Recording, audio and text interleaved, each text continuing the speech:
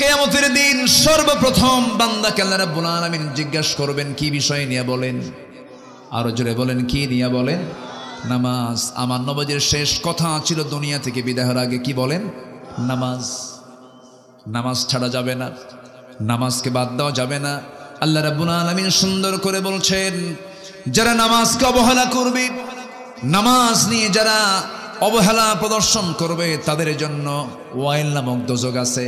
আল্লাহ রাব্বুল আলামিন বলেন, যারা পারেন ঠোঁট মিলে আমার সঙ্গে ঠোঁট মিলায় বলুন, ফাওয়াইলুল লিল মুসাল্লিনাল্লাযীনা হুম আন সালাতিহিম সাহুন আল্লাযীনা হুম ইউরাউনা ওয়া ইয়ামনাউনাল মাউন। জোরে বলুন আল্লাহু আকবার।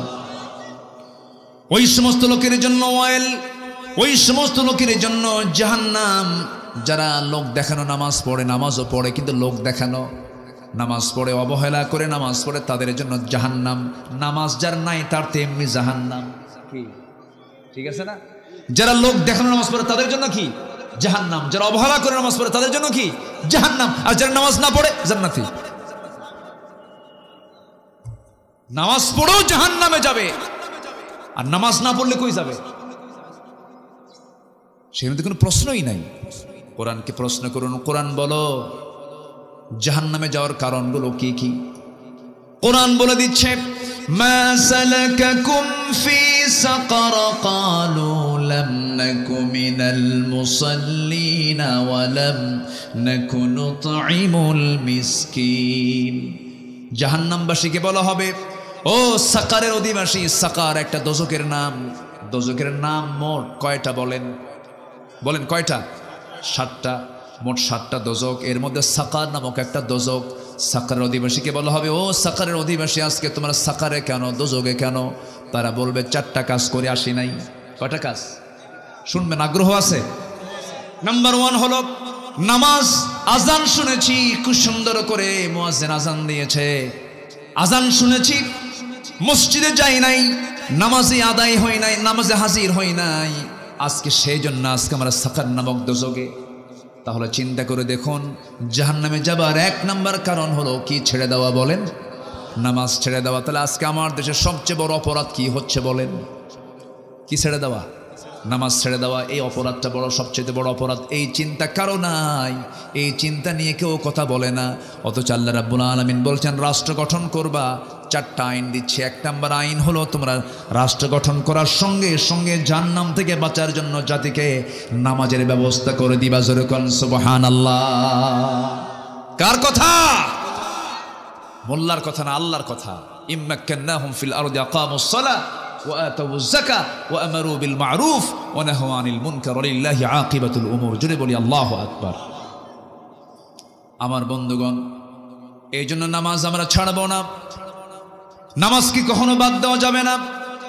আল্লাহ রাব্বুল আলামিন আগে ঈমান আনতে বললেন, সেই ঈমানটা হতে হবে কি? ঈমান, ঈমানের কিছু গুণ আছে, মুমিনের কিছু গুণ আছে, সেই গুণগুলো অর্জন করতে হবে। আল্লাহ রাব্বুল আলামিন কাফিরকে চেনার জন্য কাফিরুন দিয়েছেন, মুনাফিককে চেনার জন্য সূরা মুনাফিকুন দিয়েছেন, আবার মুমিনকে চেনার জন্য সূরা মুমিনুন দিয়েছেন।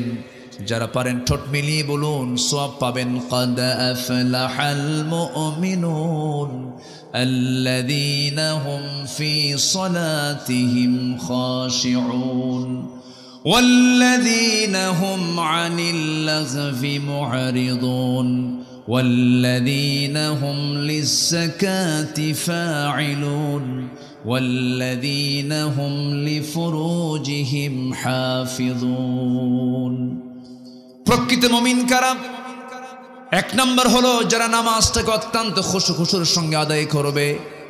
নাম্বার 2 হলো যারা অনর্থক কোনো কথা মুখ থেকে বের করবে না, বেফাঁস কোনো কথা বলবে না। ইমানদারদের কথা হবে জমির দলিলের মতো। জমির দলিল লেখক যেমন দলিল লিখতে নিয়ে 1000 বার চিন্তা করে লেখে, কোনো ভুল লেখে না। দাগ নাম্বার ভুল করলে দলিল বাতিল, সিএস নাম্বার ভুল করলে পরে দলিল প্রশ্নবিদ্ধ হয়ে যাবে। দলিল লেখক যেমন দলিল করতে নিয়ে যেমন নিখুঁত করে বারবার দেখে দেখে চেষ্টা করে লেখেন, ইমানদার যখন চলবে তার কথা হবে জমির দলিলের চাইতে অত্যন্ত যত্নশীল। সে মুখ থেকে বেফাঁস একটা কথাও বলবে না। অযাচিত কোনো কথা মুখ থেকে বের হবে না, মিথ্যা তো দূরেই থাক, অপ্রয়োজনীয় কোনো কথা মুখ থেকে বের হবে না। ইমানদারের প্রত্যেকটা জিহবার ব্যাপারে কে রেকর্ড করেন বলেন? আসতে বলবেন না, কে রেকর্ড করেন? মা ইয়ালফিযু মিন কাওলিন ইল্লা লাদাইহি রাকীবুন আতীদ ওয়া ইয়ালামু খাইনাতাল আ'য়ুনি ওয়া মা তুখফিস সুদূর। জোরে বলুন আল্লাহু আকবার। এইজন্য কথা আগে না চিন্তা আগে? ভালো করে বলেন, কথা আগে না চিন্তা আগে? চিন্তা আগে। আল্লাহ বলছেন বান্দারে, কথা থেকে, মুখ থেকে বেফাঁস কোনো একটা কথাও বলবা না, যা বলবা চিন্তা করে আগে বলবা, কারণ তোমার কথার ব্যাপারে একদিন জিজ্ঞাসিত হবে।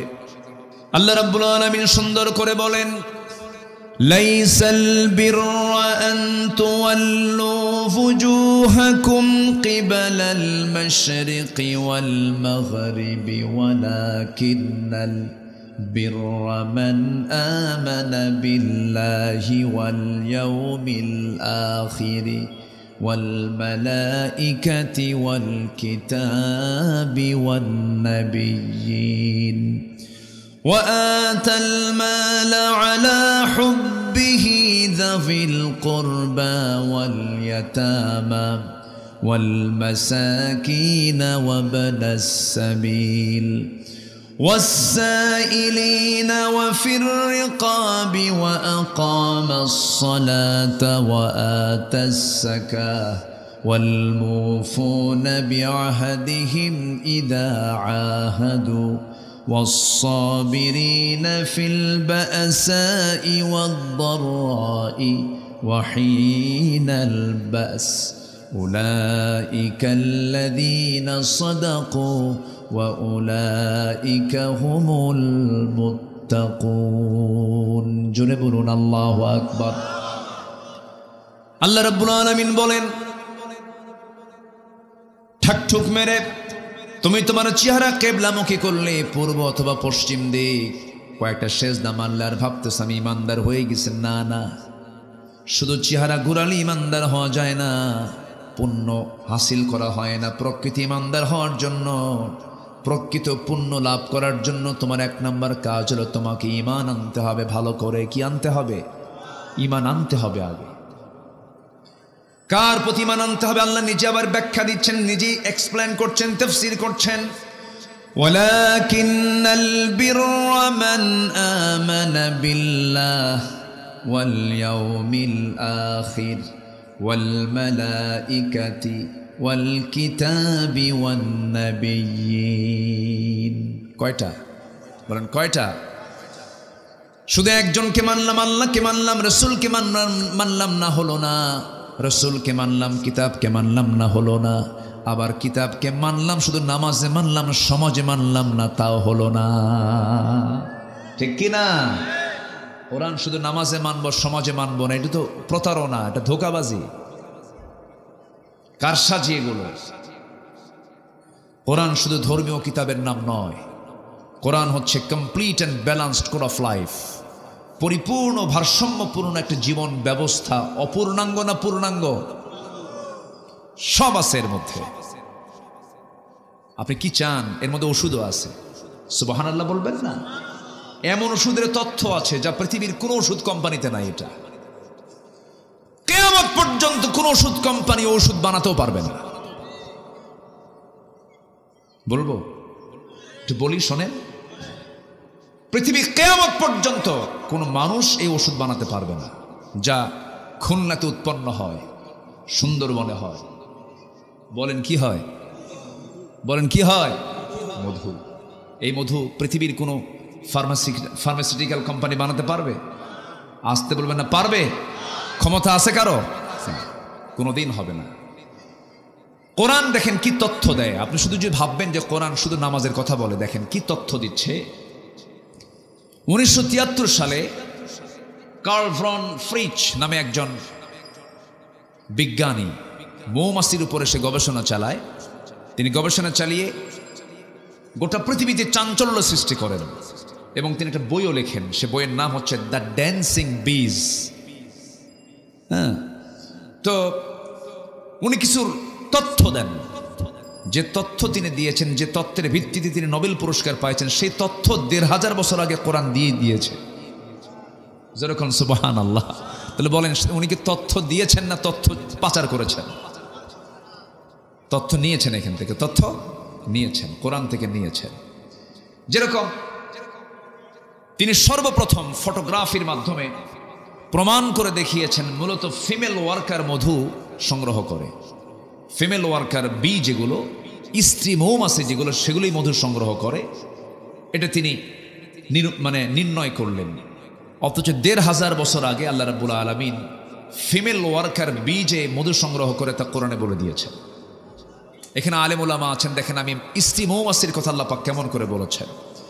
আল্লাহ রাব্বুল আলামিন বলেন, وَأَوْحَى رَبُّكَ إِلَى النَّحْلِ أَنِ اتَّخِذِي مِنَ الْجِبَالِ بُيُوتًا وَمِنَ الشَّجَرِ وَمِمَّا يَعْرِشُونَ।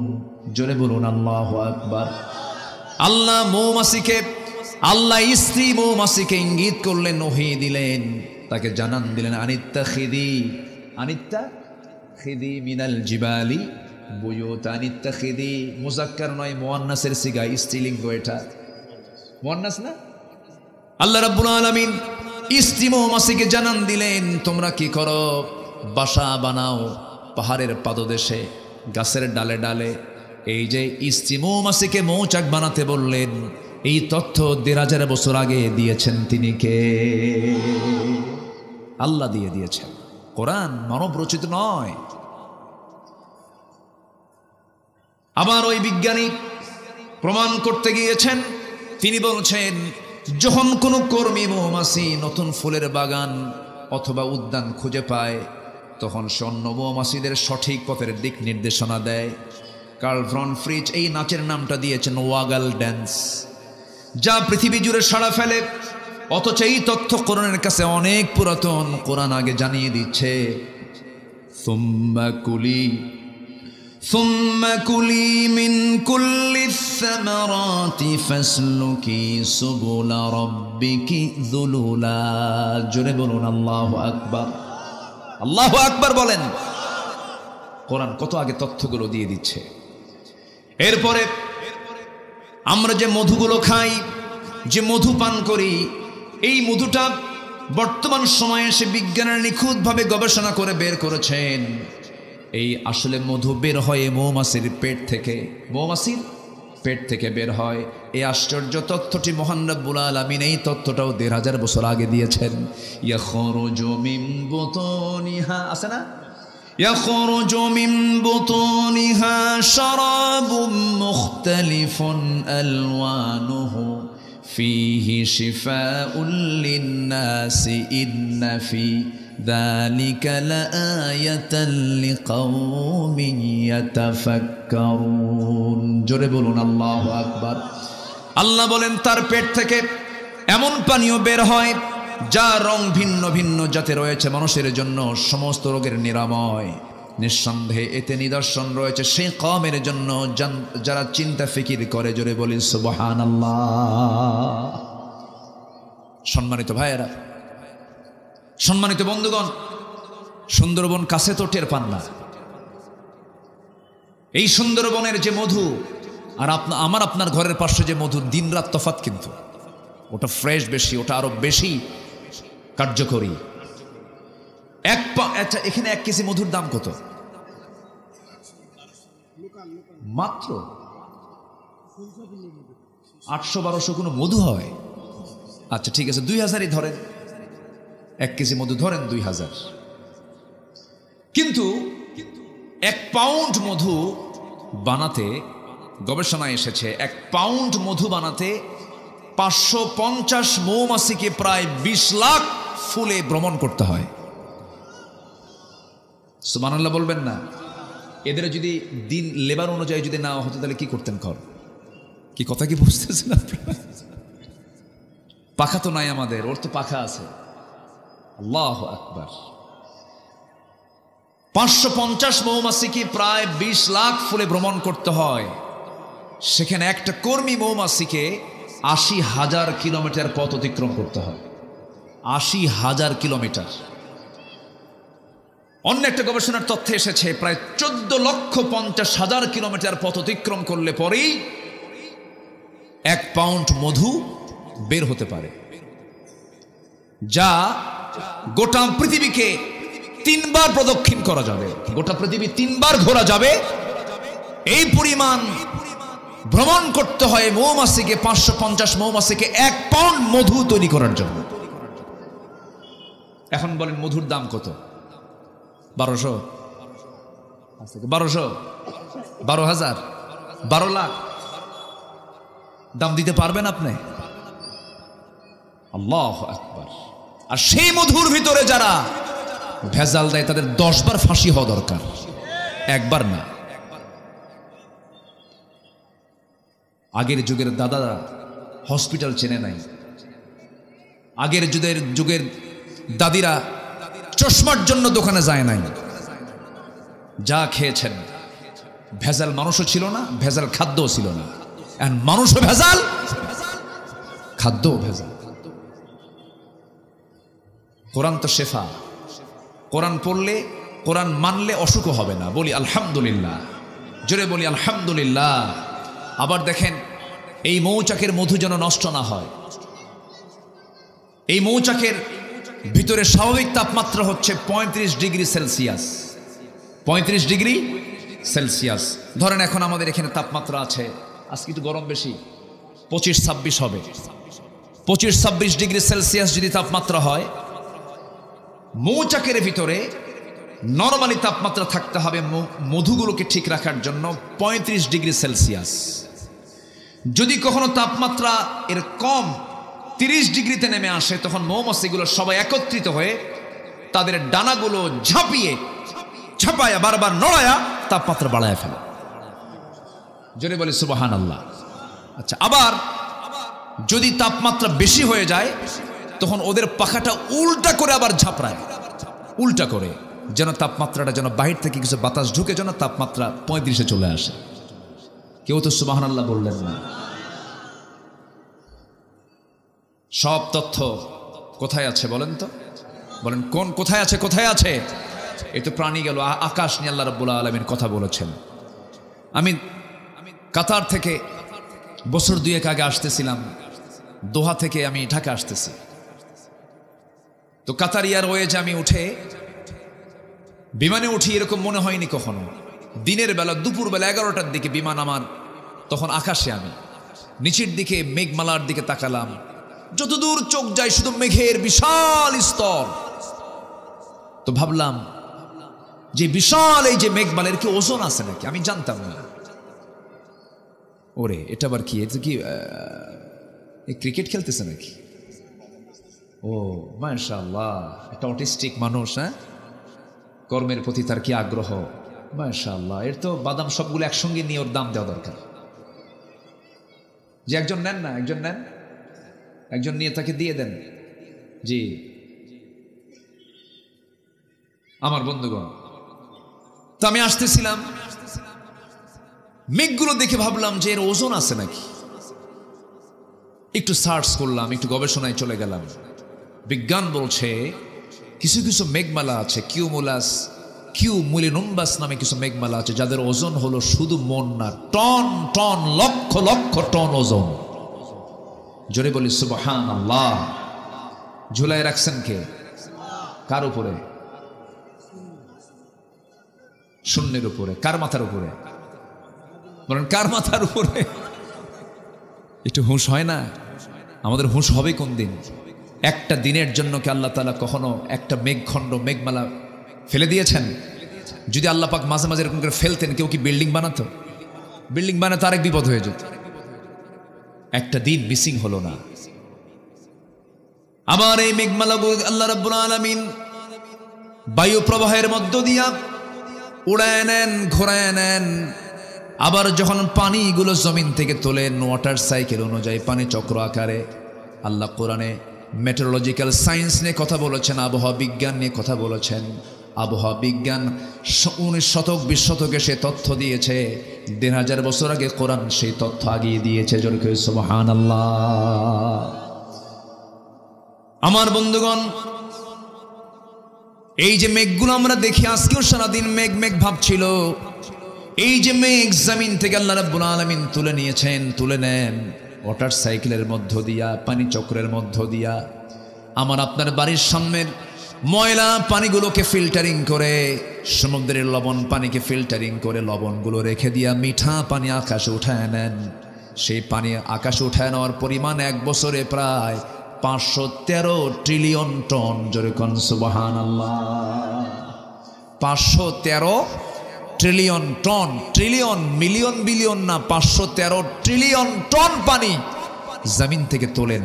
এটা বিজ্ঞানীদের একটা মেজারমেন্ট, এর কম বেশি একটু হতে পারে।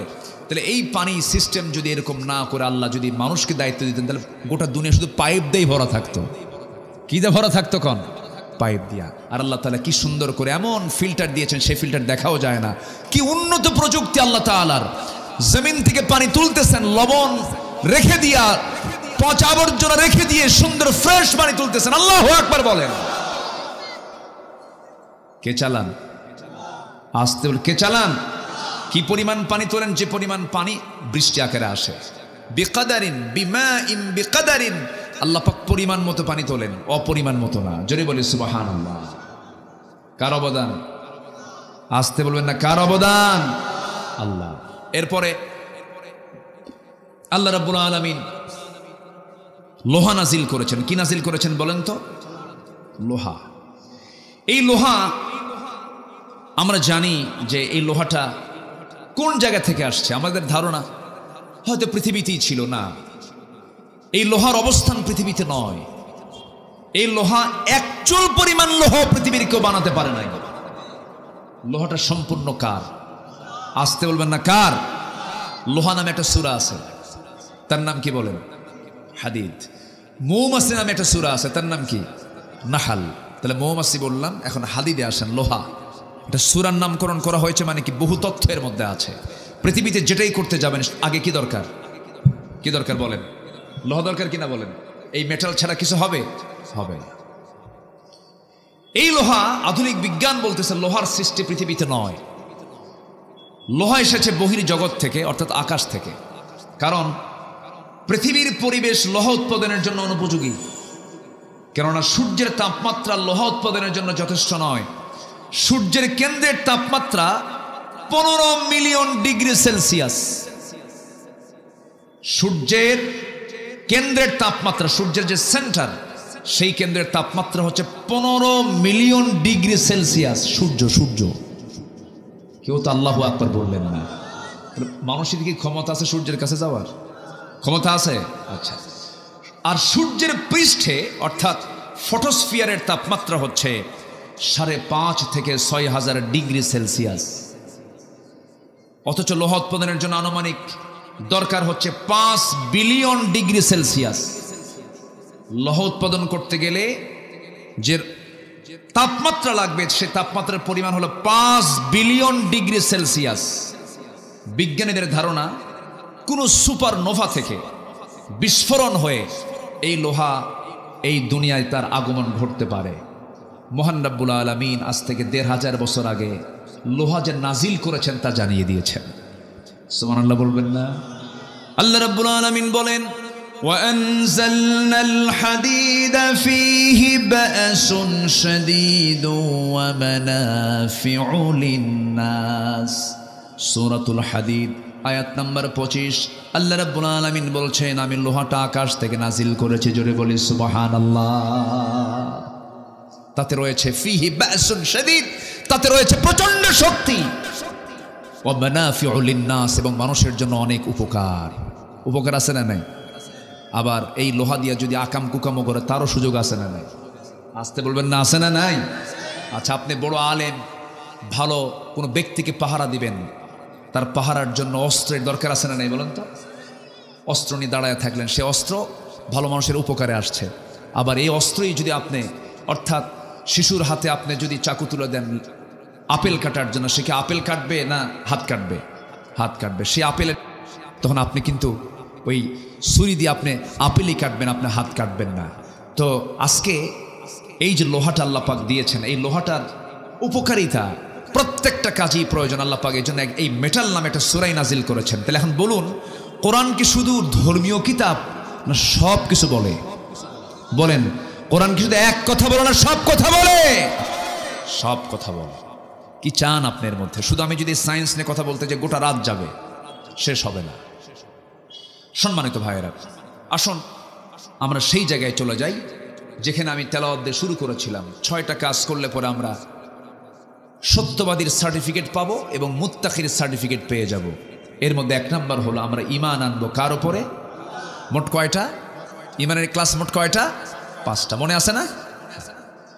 এই 5টার সমন্বয়ে হয়ে ঈমান আনতে হবে। একটাকে অবিশ্বাস করলে পরে কাম হবে না। কোরআন কাঙ্ক্ষিক মানলে কাম হবে না। একটু কান লাগাবেন, মনোযোগ দিয়ে শুনবেন। আমি আজকে খুব খুশি হয়েছে, আজকে আপনারা আমাকে অনেক আগে উঠিয়ে দিয়েছেন, মানে মঞ্চে খুব আগে ভাগে উঠতে পেরেছে। আমি খুবই আনন্দ পাচ্ছি আজকে। জানেন, এরকম যদি প্রত্যেকটা কমিটি হতো, আমি যে কি খুশি হতাম, কিন্তু পারি না। ময়মনসিংহ নামক একটা এলাকা আছে আমার দেশে, ময়মনসিংহ। মাহফিলে গেছি, রাত 8টার দিকে গেছি। বললো, হুজুর খাওয়া দাওয়া করেন? লেপ কম্বল দিলাম, ঘুমান। তো বললাম, আমার উঠাবেন কখন? গত বছর বক্তা, প্রধান বক্তা যে সময় উঠছে তার 1 ঘন্টা আপনি আগে উঠবেন। আমাকে 2:30টার দিকে ডাক দিন। ডাক দিয়ে বললো, হুজুর আপনি 3টায় উঠবেন আলোচনায়। গত বছর প্রধান বক্তা উঠছিল 4টায়, এবার একটু প্রমোশন হয়েছে। রাত কয়টায়? 3টায়। বলেন তো, সে রাত 3টায় কি ওয়াজ হয় না আওয়াজ হয়? আলোচনা না আলোচনা? এই হচ্ছে অবস্থা। ম্যাক্সিমাম মাহফিলগুলোতে টাইম সিলেকশনের অভাবে মাহফিলটা মরে যায়, মাহফিলটা প্রাণহীন হয়ে যায়। সব মাহফিলে লেখা থাকে প্রধান বক্তা, কিন্তু মাহফিলে যে হয়ে যায় শেষ বক্তা, সবার শেষে উঠায় দেয়। আদর্শ মাহফিলের বৈশিষ্ট্য হলো তার টাইম সিলেকশনে খুব অনড় থাকতে হবে। লোক কি আসলো না আসলো ওটা বিষয় না। পরীক্ষার সময় মতো, নামাজ সময় মতো, মাহফিলও সময় মতো, ঠিক কিনা? এটা উচিত। চট্টগ্রামে আমার গত পরশুদিন মাহফিল ছিল। চট্টগ্রামে বাংলাদেশের সবচাইতে বড় মাহফিল যেটা, প্যারেড ময়দান। 2000 সালে ছিলাম আমি ছিলাম ওই মাহফিলের শ্রোতা। 2000 সালে আমি মাহফিলে গিয়েছি কক্সবাজারে। আমি ইচ্ছে করে সেই দিন একদিন আমি মাহফিল রাখিনি। ভাবলাম যে প্যারেড ময়দানে মাহফিল অংশগ্রহণ করে আলোচনা আজকে শুনব। আলোচনা করেছিলেন বিশ্বনন্দিত আলেমে দ্বীন আল্লামা শহীদ আল্লামা সাইদ রাহিমাহুল্লাহ। তো সেই প্যারেড ময়দান 18 বছর ধরে বাতিল গোষ্ঠী জিম্মি করে মাহফিলকে তারা বন্ধ করে রেখেছিল। 18 বছর 1.5 যুগ মাহফিল করতে দেয়নি। 1977 সালে মাহফিল শুরু হয়, 2006 সাল পর্যন্ত একটানা আল্লামা সাইদ রাহিমাহুল্লাহ তিনি মাহফিল করেছেন 5 দিন ব্যাপী। কয়দিন ব্যাপী? একজন 5 দিন করে 29 বছর তিনি একটানা করেছেন। 2007 সাল বন্ধ হলো। ওই সময় থেকে এই 24 সাল পর্যন্ত, 25 সাল পর্যন্ত, 24 সাল পর্যন্ত ফেরেশতারা বন্ধ রাখছিল। বোঝেন নাই? সেখানে আমি আলোচনায় উঠছি। সেদিন আমি চিফ মেহমান প্রথম দিনের। আল্লামা, আমি তো নগণ্য গোলাম, এলেম কালাম তেমন নাই, মানুষ ডাকে যাই। আমি তো জানি আমি আব্দুল্লাহ আমিন, আমার কুদ্দুর কি আছে? লা ইলমা লানা ইল্লা মা আল্লামতানা, কিচ্ছু নাই। ওই বাবার সঙ্গে আগে হাটে যেতাম। আগে তো ডিজিটাল মেশিনে মাপতো না, আগে মাপতো হলো যে বাটখারা দিয়া, দাড়ি পাল্লা দিয়ে মাপতো। তো বাটখারাগুলো পাশে যেটা ওজন, ওটা পাশে রেখে দিত। আমি দেখতাম, আব্বাকে বলতাম ওগুলো কি? আব্বাকে, আব্বা ওটাই দিয়ে মাপে। সবচেয়ে বেশি ওজন যেটা 5 কেজি নিচে, তার উপরে 2 কেজি, তার উপরে 1000 গ্রাম, তার উপরে 500 গ্রাম, তার উপরে 200 গ্রাম, তার উপরে 100 গ্রাম, তার উপরে 50 গ্রাম, এর উপরে 25 গ্রাম, এর উপরে 20 গ্রাম, এর উপরে 10 গ্রাম। আমি হলাম সেই 10 গ্রাম। ওজন নাই? 10 গ্রাম সবার উপরে থাকে, কিন্তু ওজন টোজন তেমন নাই। মানুষ ডাকে যাই। সেখানে আমি আলোচনা উঠেছি কয়টা? 8:45। 8:45 চিফ মেহমান, 8:45 আলোচনা উঠছি। জাস্ট 9:30 থেকে 9:40 মাহফিল শেষ। মাহফিল শেষ, এশার আজান শুরু, নামাজ পড়ে সবাই বিদায়। এটাই তো উচিত ছিল, কিন্তু আমার দেশে এই কালচারটা নাই। তবে এই মাহফিল আমার কাছে খুবই চিত্তাকর্ষক মনে হয়েছে, আমি খুবই খুশি হয়েছে। আল্লাহ তুমি মাহফিল কমিটিকে এর জন্য উত্তম যাজা দিয়ে দাও। জোরে বলি আল্লাহুম্মা আমিন। আমি কি আলোচনা চালাবো? জোরে বলি ইনশাআল্লাহ। তাহলে ঈমান আনবো কার উপরে? মোট কয়টা বিষয়ে? 5 বিষয়। ব্যাখ্যামূলক দিতে পারবো না, এক রাত তো। এই ঈমানের উপরে যদি আমি আলোচনা চালাই 2 ঘন্টা পার হবে। জাস্ট আমরা জানি আল্লাহ, পরকাল, ফেরেশতা, কিতাব, নবী সব মিলে ঈমান। এর মধ্যে একটা বাদ দিলে ঈমান থাকবে। আমার বন্ধুগণ, ঈমান তো আমরা ঠিকই আনলাম, কিন্তু ঈমানের ফলাফল হলো আমার দেশের মানুষ মাত্র 5% নামাজ পড়ে। 95% মুসলমানের নামাজের কোনো খবর নাই। এর জন্য কিছু দরবারও দায়ী আছে। আমার দেশে বহু দরবার আছে যে দরবারের মুরিদ হলে নামাজ লাগে না। আছে, কিন্তু আছে না নাই? পানির তলে মোমবাতি বাও বাতাসে নেভে না, বাবার নামে হালকা দিলে ওযু গোসল লাগে না। আছে? মোল্লা মুন্সি নামাজ পড়ে, মারিফত তো বোঝে না, বাবার নামে হালকা দিলে সতর ঢাকন লাগে না। সতরও নাই, গোসলও নাই, ওযু নাই, ওটিকে মানুষ না জানোয়ার? এরকম কিন্তু বহু আছে। খান জাহান আলী রহমতুল্লাহের কবরে বাগেরহাট যাচ্ছিলাম, সেই পিরোজপুর যাচ্ছিলাম, মোরেলগঞ্জ সামনে পেলাম, ভাবলাম যাই একটু ভিতরে যাই। দরজার মোড়ে দেখি এক মোসারু দাঁড়ায় আছে। মোসারু এরকম মানে মোটা 3 ইঞ্চি মোটা মোষ, হাইব্রিড জাতের মোষ, হাইব্রিড একদম মোটা মোষ, মানে শয়তান দেখতে ওই রকমই, চোখ লাল টকটকা। তাহলে কি খাইছে কন্থ? বোঝাই তো যায়, ওটা গাঁজা কয় না, কয় সিদ্ধি। আবার কেউ কেউ এটা নাকি বেহেশত থেকে আসছে, বেহেশতের গাছগুলো। এটা কত বড় শয়তান এগুলো। তা আমি ওই জুতাটা হাতে নিয়ে ভিতরে ঢুকতেছি, জুতা নিয়ে ঢুকতেছি হাতে নিয়ে, কারণ জুতা তো আমার দেশে চুরি হয় না নাকি? আসতে কয়, জুতা চুরি হয় কি না বলেন? মসজিদে আমি আগে না জুতা আগে? বলেন, জুতা আগে না রাখলে তো নামাজই হবে না আপনার। বিশাল টেনশন। জুতা পিছনে রাখলেই টেনশন। আপনি তসবি পড়তে নিয়ে ভাববেন জুতা আছে তো, সামনে রাখলে আর মোটামুটি জুতার দিকে একবার নজর দিবেন, সেজদার দিকে একবার নজর দিবেন। এই হলো মসজিদের সিকিউরিটি। পৃথিবীতে একটা মাত্র দেশে জুতা চুরি হয়, তার নাম কোন দেশ বলেন? বাংলাদেশ। মানে পায়ের তলার জিনিসও থাকে না। আমরা কোথায় আছি? তো আমি জুতা হাতে নিয়ে আসতেছি, বলতেছে যে আপনি জুতা নিয়ে ঢুকতেছেন কেন? আপনি জানেন না এটা পাক দরবার শরীফ? বললাম যে জুতা যে রাখবো, জুতা যদি চুরি হয়ে যায়, কি চুরি হয়ে যাওয়ার চিন্তা করে আপনি দরবার নষ্ট করবেন আপনি? আমি বললাম তো আমি তো রসুলের দরবারেও গেছি, আমি নবীজির মাকবারা জিয়ারা করেছি, জুতা হাতে নিয়ে করেছি বেটা। তা আমার দিকে চোখ বড় করে তাকায় আছে। সম্মানিত ভাইয়েরা, আমার দেশে অধিকাংশ মাজারগুলোতে শয়তান বসে থাকে। শয়তান সময় এসেছে এখন 1.5 হাত লাঠি দিয়ে পিটায়া হাত পা ভেঙ্গে গুঁড়ো করে দেওয়া দরকার বেদবদের। নামাজ নাই তো এদের, নামাজও পড়ে না, সেজদা দেয় মাজারে গিয়ে। এই মস্তক কার জন্য? আসতে বলবেন, এই মস্তকটা কার জন্য? এই মস্তক শুধুমাত্র একজনকে দেওয়া যাবে। তিনি কে? তিনি কে? কাউকে দেওয়া যাবে তাকে ছাড়া? দিলে কি জান্নাত না জাহান্নাম? মাথা নিচু করা জায়েজ? এই মাথা নিচু মানে রুকু। রুকু করবো কাকে? ওয়ারকাউ মা'আর রাকিঈন। রুকু কারো সামনে করা যাবে না, রুকুও করা যাবে না, সেজদাও করা যাবে, রুকুও করা যাবে না, সেজদাও করা যাবে না। আমার নবীজির তায়েফের ময়দানের একটা কথা মনে হলো আমার। তায়েফে আমার নবীজি দাওয়াত দিতে গেছেন। মক্কায় দাওয়াত গাছ বন্ধ। আবু জেহেল নিবন্ধন বাতিল করছে, দলও ব্যান্ড করছে, রসুলকে গৃহবন্দীও করছে। কোথায় যাবেন? আমার নবীজি বুক ভর আশা নিয়ে ভাবলেন, বনু সাদে তো আমি তায়েফ দিয়ে গেছি, আমার দুধমা ঘরে আমি গিয়েছি বহুবার, তায়েফের কথা তার মনে হয়ে গেছে। খুব সুন্দর এলাকা, আপনারা যারা গেছেন প্রচুর ফল হয়, তায়েফের ফল গোটা পৃথিবী সাপ্লাই হয়, এটা নবীর দোয়ার ফসল। আমার নবীজি তায়েফের ময়দানে গিয়া বুক ভরা আশা নিয়ে যখন কালিমার দাওয়াত দিতে গেলেন, আমার নবীজি দাওয়াতের ফলাফল পেয়েছেন ফুল না পাথর? ফুল না পাথর পেয়েছেন? পাথর পেলেন, এমন পাথর মারা হলো রাসূলের সাথে। উচ্ছৃঙ্খল যুবকদের লেলিয়ে দেওয়া হলো, শয়তান মুরব্বীগুলো নিজেরা আগায় না এসে উচ্ছৃঙ্খল যুবকদেরকে লেলিয়ে দিয়েছে।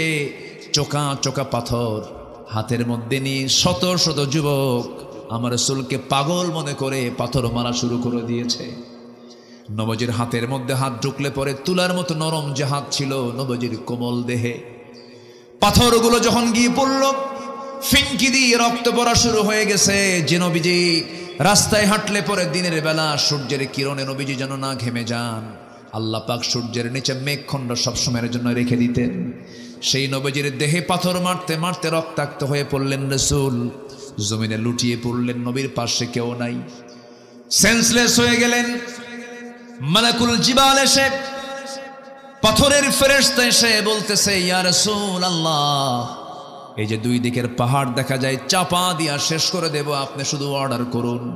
রাসূল বলেন, না না, লা বাল আরজু, না, বরং আমি আশা করি যে লোকগুলো আজকে আমাকে রক্তাক্ত করে জমিনে ফেলে দিয়েছে, আমার মনে হয় এদের সন্তানরা সব কালেমাওয়ালা হয়ে যাবে। জোরে বলি সুবহানাল্লাহ, আমি মাফ করে দিলাম।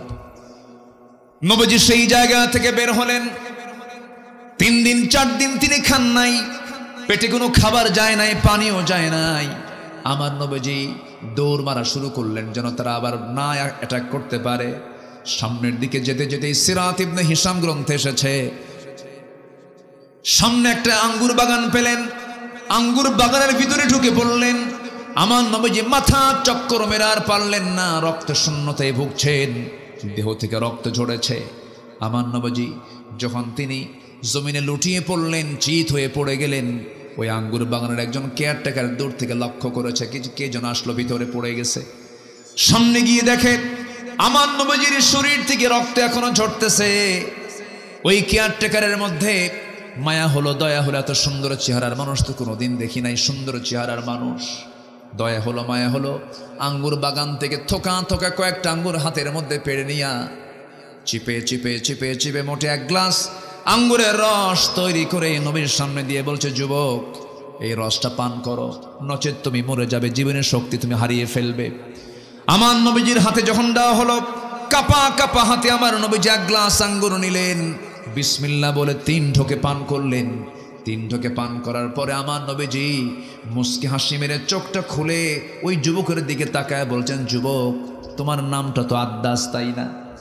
আদ্দাস মনে মনে চিন্তা করে, আমাকে দেখলো না, আমাকে চিনল না, আমার কোনো কিছুই জানে না, অথচ সেই লোকটা আমার নামটা বললো কেমনে? রাসূল এবার বলছেন, তুমি কি চিন্তা করো ও আদ্দাস? তোমার গ্রামের বাড়ির নাম হলো নিনোয়া, নিনোয়া নামক গ্রামে তোমার জন্ম। আর আশ্চর্য হয়ে চিন্তা করে, আমার গ্রামের নামটা বললো কেমনে? এবার রাসূল বলছেন, তুমি কি চিন্তা করো ও আদ্দাস? তুমি যে গ্রাম নিনোয়াতে জন্মগ্রহণ করেছো, সেই গ্রামে জন্মগ্রহণ করেছেন আল্লাহর পয়গম্বর ইউনূস আলাইহিস সালাতু ওয়াস সালাম। এবার আদ্দাসের টনক নড়ে গেল, এত তথ্য জানলো কেমনে লোকটা? এবার বলতেছে, যুবক, আমার নাম বললে, আমার গ্রামের নাম বললে, আমার গ্রামের হিস্টোরি শত শত মাইল দূরে, তোমার তো জানার কথা নয়, তোমাকে কে বললো, কে জানায় দিল? এবার রাসূল বলছেন, আদ্দাস, একজন নবীর কাছে আরেকজন নবীর খবর থাকতেই পারে। জোরে বলি সুবহানাল্লাহ। আদ্দাসের বুঝতে দেরি হলো না। আদ্দাস এবার রাসূলকে লক্ষ্য করে বলছেন, ওরে মুহাম্মদ, তুমি মনে হয় আল্লাহ আব্দুল্লাহর পুত্র মুহাম্মদ, যার কথা শুনেছি মক্কায় তার জন্ম, তুমি কি সেই ব্যক্তি নাকি? আমি সেই ব্যক্তি। সঙ্গে সঙ্গে লাফ মেরে গিয়ে নবীর 2 পায়ে 2টা হাত রেখে সেজদা দিয়ে রাসূলকে ধন্য করবে খ্রিস্টানি কায়দায়। রাসূল চান্স দিলেন না, সঙ্গে সঙ্গে সরে গিয়ে আদ্দাসের 2টা হাত শক্ত করে ধরে বুকের সঙ্গে বুক লাগায় দিলেন। সুবহানাল্লাহ বলবেন না?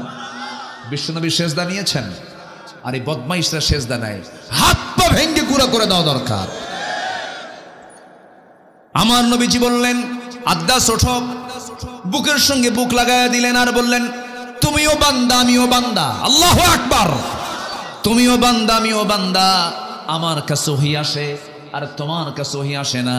ইন্নামা আনা বাশারুম মিসলুকুম ইউহা ইলাইয়া আন্নামা ইলাহুকুম ইলাহু ওয়াহিদ। আমার কাছে ওহী আসে, তোমার কাছে ওহী আসে না। যখন রাসূল তাকে বুকের সঙ্গে জড়িয়ে ধরলেন, আদ্দাস বলছে, আপনি আল্লাহর নবী, বিন্দু পরিমাণ কোনো সন্দেহ নাই। জোরে বলি সুবহানাল্লাহ। আমার ভাইরা, এই জন্য ঈমান এনেছি আমরা। কোনো শিরকির কাছে যাওয়া যাবে না, বেদাতের কাছে যাওয়া যাবে না, কোনো কুফরি হালতের পরিবেশে যাওয়া যাবে না। ঈমানকে ফ্রেশ রাখতে হবে, নামাজ ঈমানদার হতে হবে। আমার দেশে নামাজ ঈমানদার বেশি না বেনামাজ ঈমানদার বেশি?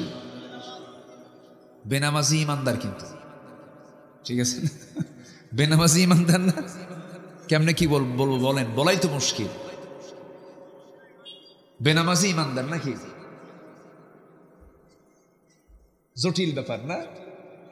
হুজুর নামাজ নাই তো কি হয়েছে, আমার কি ঈমান নাই? আছে কিনা, আছে কিনা? ওদের সাফা আরো শক্ত না দুর্বল? ওদের সব সাফা কিন্তু আরো শক্ত। নামাজ না পড়ুক কিন্তু ঈমান আছে। না না, নামাজ যার মধ্যে নাই সে ব্যক্তি প্রকৃত ঈমানদার হতে পারে না। কারণ রাসূল বলেছেন, আল ফারকু বাইনাল মুমিন ওয়াল কাফির তারকুস সালাহ। হাদিসটা বড় ভয়ঙ্কর। একজন কাফির এবং একজন মুমিনের মধ্যে পার্থক্য সৃষ্টি করে দেয় হলো নামাজ। নামাজহীন জীবন যাপন করা যাবে না। কিয়ামতের দিন সর্বপ্রথম বান্দাকে আল্লাহ রাব্বুল আলামিন জিজ্ঞাসা করবেন, কি বিষয় নিয়ে বলেন? আরো জোরে বলেন, কি নিয়ে বলেন? নামাজ। আমার নবীর শেষ কথা ছিল দুনিয়া থেকে বিদায়ের আগে, কি বলেন? নামাজ। নামাজ ছাড়া যাবে না, নামাজকে বাদ দেওয়া যাবে না।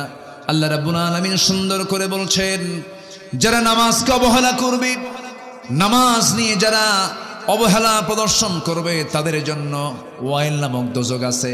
আল্লাহ রাব্বুল আলামিন বলেন, যারা পারেন ঠোঁট মিলে আমার সঙ্গে ঠোঁট মিলায় বলুন, ফাওয়াইলুল লিল মুসাল্লিন আল্লাযীনা হুম আন সালাতিহিম সাহুন আল্লাযীনা হুম ইউরাউনা ওয়া ইয়ামনাউনাল মাউন। জোরে বলুন আল্লাহু আকবার।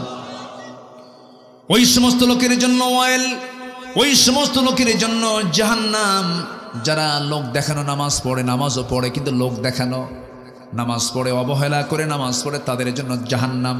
নামাজ যার নাই তার তেমনি জাহান্নাম। কি ঠিক আছে না? যারা লোক দেখানো নামাজ পড়ে তাদের জন্য কি? জাহান্নাম। যারা অবহেলা করে নামাজ পড়ে তাদের জন্য কি? জাহান্নাম। আর যারা নামাজ না পড়ে জান্নাতি। নামাজ পড়েও জাহান্নামে যাবে, আর নামাজ না পড়লে কই যাবে?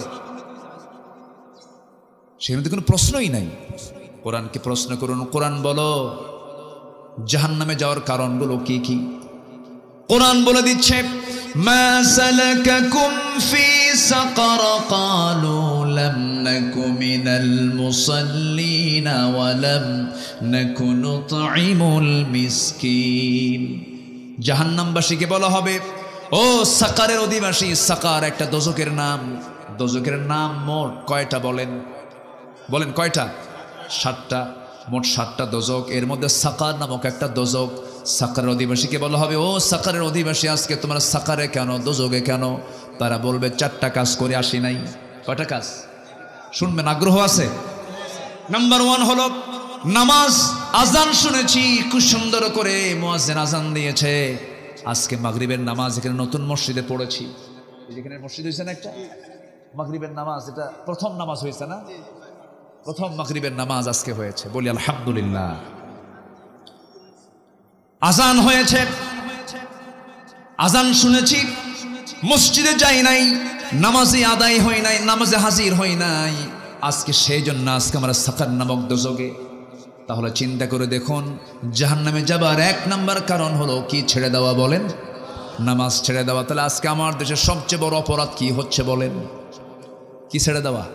নামাজ ছেড়ে দেওয়া। এই অপরাধটা বড়, সবচেয়ে বড় অপরাধ। এই চিন্তা কারো নাই, এই চিন্তা নিয়ে কেউ কথা বলে না। অথচ আল্লাহ রাব্বুল আলামিন বলছেন, রাষ্ট্র গঠন করবা, 4টা আইন দিচ্ছে। 1 নম্বর আইন হলো তোমরা রাষ্ট্র গঠন করার সঙ্গে সঙ্গে জাহান্নাম থেকে বাঁচার জন্য জাতিকে নামাজের ব্যবস্থা করে দিবা। জোরে কোন সুবহানাল্লাহ। কার কথা? মোল্লার কথা না, আল্লাহর কথা।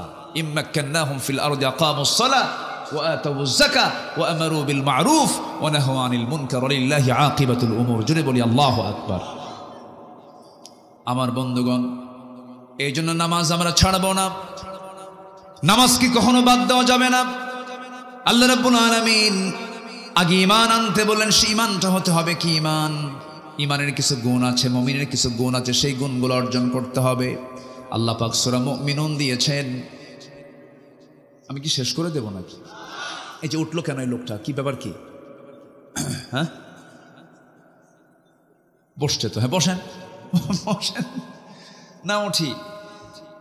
কত কাজ কত দিকে আমরা করি। গত 2 বছর আগে আমি কক্সবাজার থেকে মাহফিল করে আসতেছি। চকরিয়ার মোড়ে দেখি বিশাল প্রজেক্টর নিয়ে সব বিশ্বকাপ খেলা দেখতেছে। তা রাত 2টার দিকে হঠাৎ করে আমাকে একজন ফোন দিয়েছে। ফোন দিয়ে বলে, হুজুর আমি আপনার খুব ভক্ত, ওয়াজ শুনি, তো আজকে একটি স্পেশাল দোয়া চাচ্ছে। কি? হুজুর আমি 2 রাকাত নফল নামাজও পড়েছি, আমার দল আর্জেন্টিনা যেন জিতে। তাহলে দেখেন, ওর গোটা রাতের তপস্যা হলো ওর আর্জেন্টিনা যেন জিতে। কত সময় কত দিকে আমাদের খরচ হয় ভাই। আপনি কি জানেন এটা জনসভা নয়, এটা ইবাদতের জায়গা। বলি আলহামদুলিল্লাহ। এটা এখন কিসের জায়গা বলেন? ইবাদতের জায়গা। এই জায়গাটা একসময় আমার আপনার জন্য জান্নাতের কারণ হতে পারে। এটা বিশাল একটা সুযোগ, একটা বিশাল চান্স। এটা আমরা কেউ হাতছাড়া করব না। জোরে বলি ইনশাআল্লাহ। সবাই বসুন।